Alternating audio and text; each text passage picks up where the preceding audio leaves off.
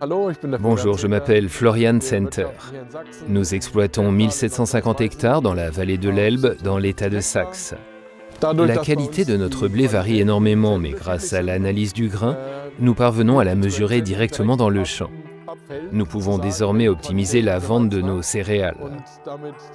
Pour déterminer si le blé convient pour un contrat spécifique, il n'est plus nécessaire de le mettre d'abord en stockage.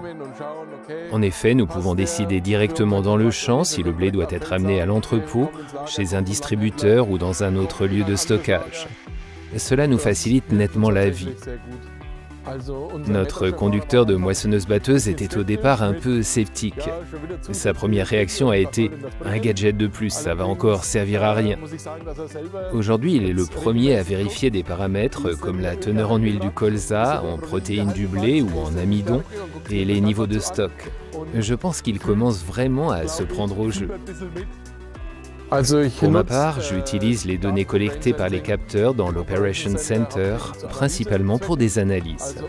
Je peux ainsi déterminer pourquoi la teneur en protéines ou en amidon était plus ou moins élevée à certains endroits du champ.